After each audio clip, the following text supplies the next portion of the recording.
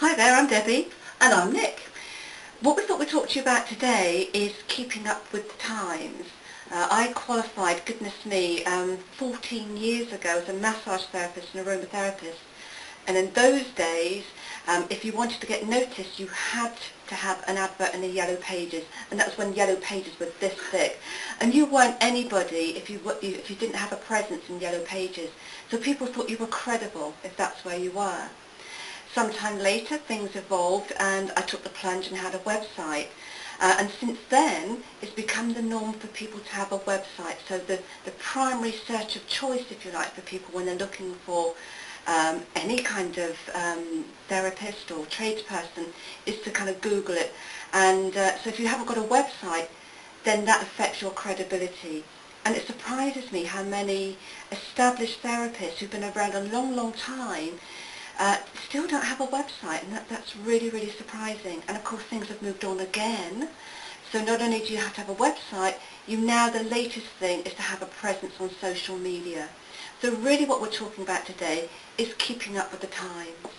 And I trained 7 years ago as a hypnotherapist, went straight in as a hypnotherapist, and even that time difference between Debbie training in her original therapy and me coming on board, having a website was the norm.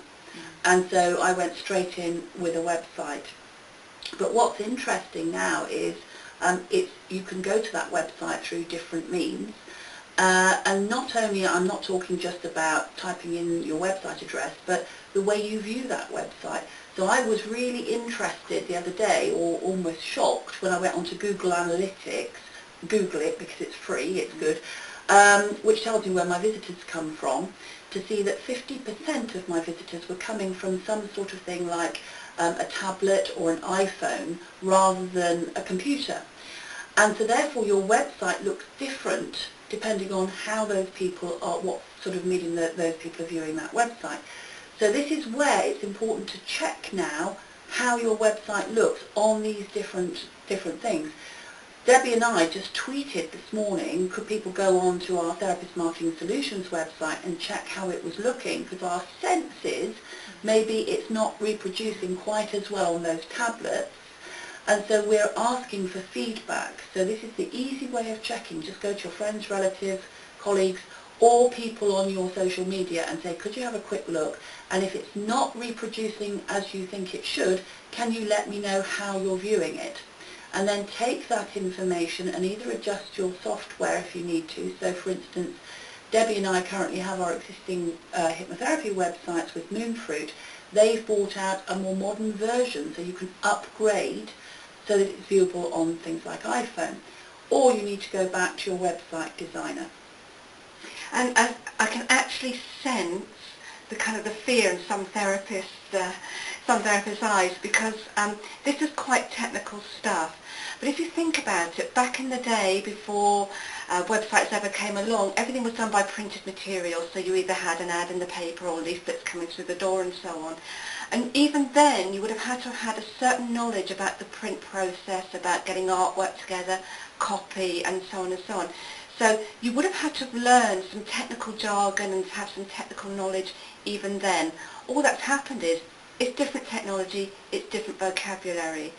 And in the same way that once upon a time you didn't know how to massage, you didn't know how to do psychotherapy, whatever it might be, and you had to learn, this is something you can learn too. If you don't know where to start, obviously you go online and you Google it and so on, but you can also find people who are knowledgeable in themselves, so you don't have to know all the knowledge, you just need to know what it is needs to be done. And you can find an expert or a local TAME student perhaps who might be able to help you. I was talking with a friend the other day whose son goes to an after-school computer club, and the teacher knows that this lad is very, very knowledgeable about IT issues, so if any of the pupils that are there have any IT problems, she refers them to my friend's son. He's 6-year-old. So just find your nearest 6-year-old and you'll be fine. Oh, I love that one, that's really good. But the interesting thing is you only need to learn it once. And there's a good metaphor here that I learnt when I was trained to be a hypnotherapist actually, and I use frequently with my clients. And it's the story of a chap walking past his neighbour's front garden, and his neighbour's lawnmower has broken. So the neighbour is sat there cross-legged pulling all this lawnmower apart. And the chap walking past says, "Oh, I wish I could do that." And the neighbour says, "You can if you spent the time and had the patience," which is so true.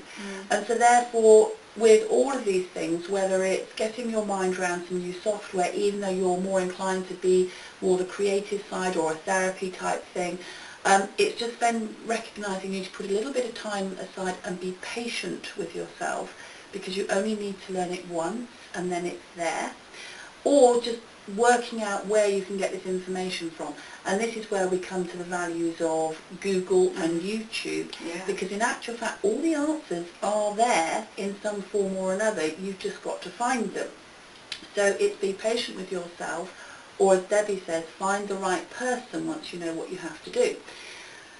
Talking about Google and YouTube, this is where something else has moved on, because in old days you used to, well not old days, but just a few years ago, you used to send people to your website via your website address, which would be on your leaflets, etc., or via Google. But now this has opened up hugely, and even Google themselves are paying much more attention to the people that are visiting your website from social media. So again, it's all very well saying, well, I don't like Facebook, or I don't understand it. Neither did Debbie or I, but we've put some time aside because we didn't like being employed sometimes, some aspects where our boss would come in and say, we need you to do this. We had no choice. But even when you're self-employed, there are some jobs, like my accounts, that I'm not warming to and I don't like doing, but we have to apply ourselves, because the benefit at the end of the day, you have to look at what the benefit is to you, and that is you get new clients in, who not only pay you, but you can then fix them, help them, make them feel better, or whatever it is you do, and therefore there is a reward in that aspect. So the new areas that are developed for getting people to your website are things like, funny enough, YouTube itself is one of the biggest search engines now behind Google. So Debbie and I put this camera on this tripod, we did a little test to make sure we sat in the right place and that you could see us, and then we pushed the record button. So therefore, we had to do a trial and error when we first started doing these videos, and now it's second nature to us. We had to go through that learning process. But if you can just put a camera onto a tripod and sit there, or get somebody else to do it for you, then you are potentially going to gain a lot of clients by explaining what it is you do. Yeah, that's a good point actually. And what you said earlier about being gentle with yourself and giving yourself some space to learn is really important, because we learn new things by actually doing. Yes. And we also learn by repetition. Yeah. So if all of this is sounding new to you, if you go onto Google and kind of look these things up, you'll find it in all different areas and so on.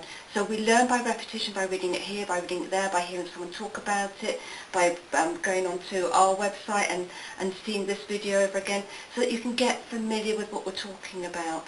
And with familiarity, with repetition, that's the way you can learn. Yeah. And actually do it. Absolutely. One of my supervisees, she got a friend to do a video of her, and she got it loaded onto her website. And to start off with, she was very happy with it, and you know, it was perfectly acceptable, and it got across what she did.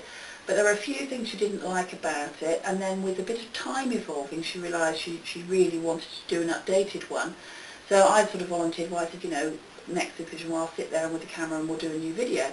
Now this is where she took the plunge and she started, she's done something, right? It may not be perfect, it doesn't matter, because think about this, if it's perfect, fine, but if it's not, it shows you're human, and there is nothing more important than coming across as a human being when it comes to the Therapeutic Alliance. Absolutely. It's so important. Another area that's a brand new one is, well not brand new, but it's rising now, is Pinterest. And last year I got a bit interested in this. Similar to Facebook in as much as it's much more visual than some of the other social media, and it can be quite good fun because you can just browse almost other people's photograph albums, which can be quite interesting. But you know, there's a search bar in there, and you can say search on therapy or counselling or physiotherapy, whatever, your therapy, and come up with other people's pictures, which you can just repin, just click a pin button, and it will go onto your site within Pinterest.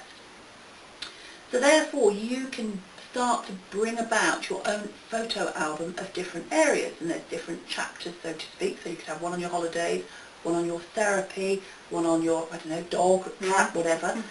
But the interesting thing is you can link it through to other websites. So you can actually link a photograph of somebody, say, having a hot stones massage through to your massage website.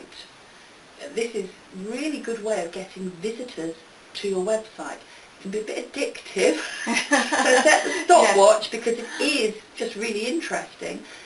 But again, when you first go onto it, I remember the first time I signed up, I was like, well, what do I do? YouTube it. Because go back to YouTube, you can pause a YouTube video at any time, so you can literally refer to the video on YouTube, how to set up a Pinterest account, and then go and be doing it in another tab, and just gradually click backwards and forwards, and it will talk you through it. There is no excuse these days for not doing something if you have the time and the patience, and if you want more clients. Absolutely. So there's lots of ideas here, lots of things for you to think about.